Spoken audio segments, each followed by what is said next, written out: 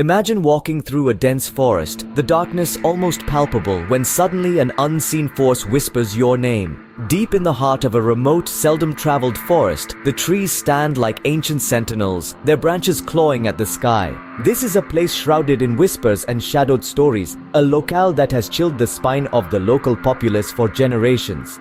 On a dare, a group of friends, fueled by curiosity and a hint of bravado, decide to pierce the veil of this enigmatic wilderness.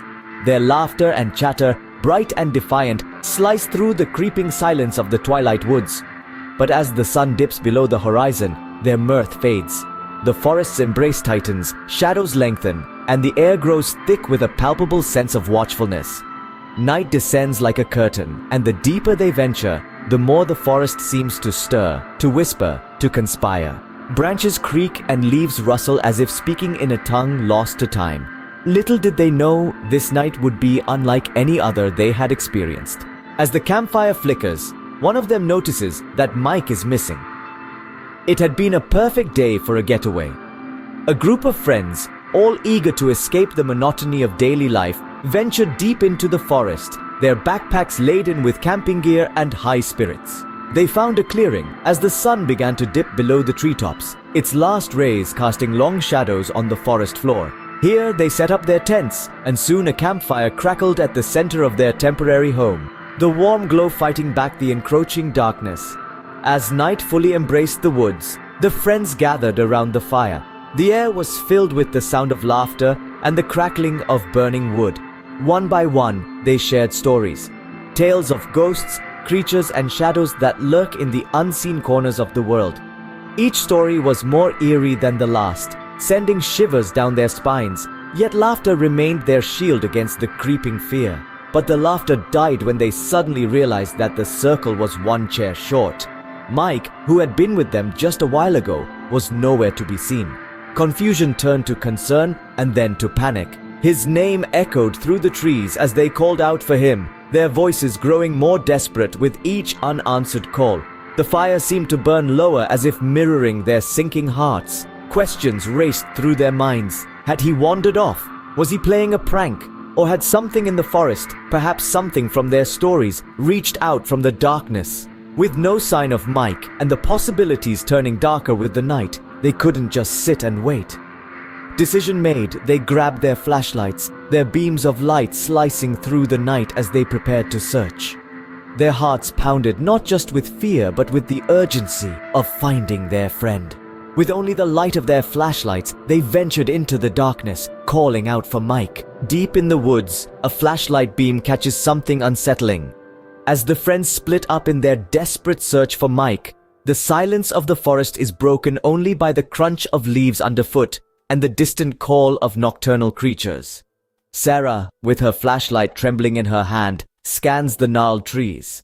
Her beam falls on bizarre symbols, not merely carved, but almost branded into the bark.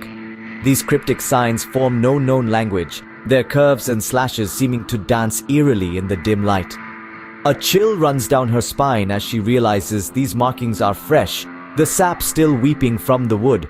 Meanwhile, John, venturing deeper into the shadowy thicket, experiences something even more unsettling. A series of soft, guttural sounds pierce the stillness, sounds that don't belong to any animal he knows.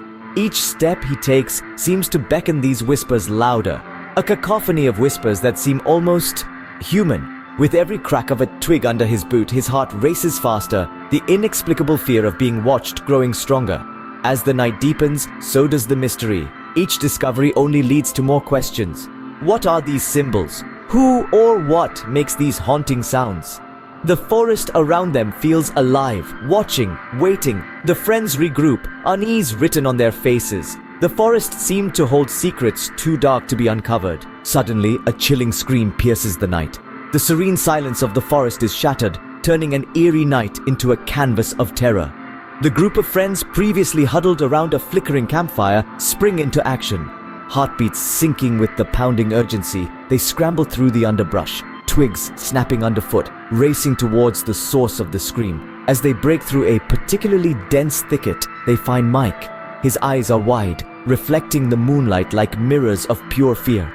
He's on the ground, his back against a gnarled tree trunk, gasping for air as if the very atmosphere is thinning.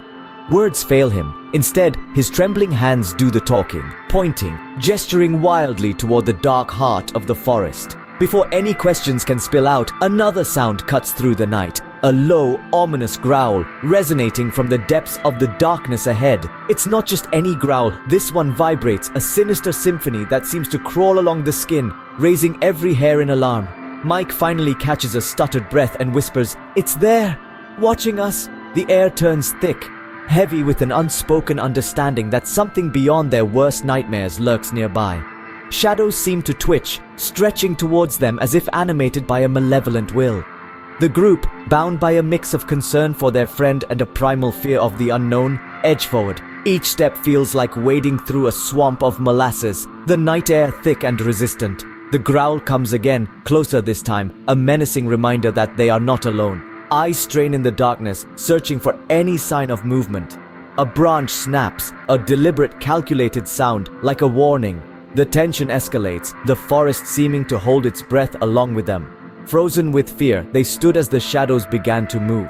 With every ounce of courage, they decided it was time to leave. The air had thickened with an unspoken dread, and the shadows seemed to twitch with anticipation. There was no time to ponder over what might have been left behind. Grabbing their essentials, flashlights, backpacks, and the map that now seemed more like a cryptic puzzle than a guide, they prepared to make their hasty retreat. As they retraced their steps, the forest did not remain a silent witness.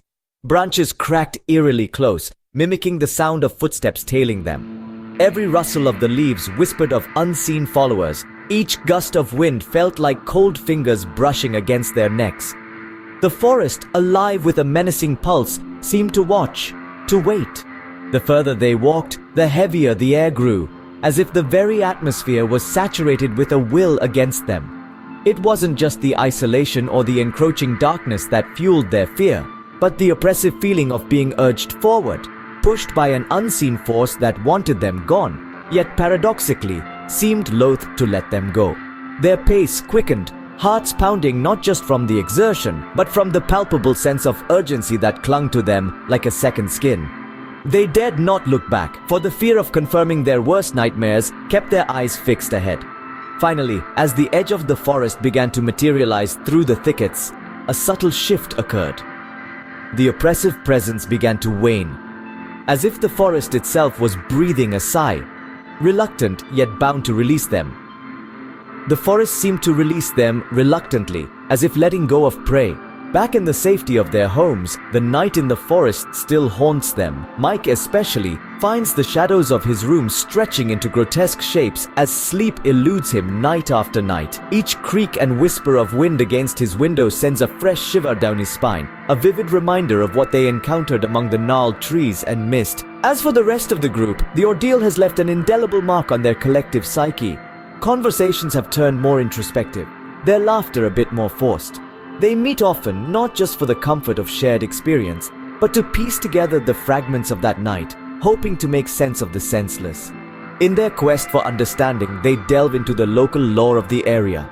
Old-timers speak of spirits entwined with the forest's history, of shadows that aren't cast by anything human, and whispers carried on the breeze that don't echo any known language. These stories, passed down through generations, speak of a land where the veil between worlds is thin, where one can easily stumble into realms not meant for human intrusion.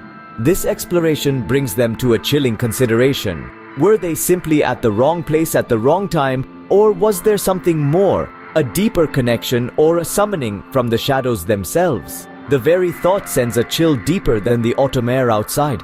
Reflecting on the nature of fear and the unknown, it becomes clear that their true terror was not just the encounter itself, but what it represents.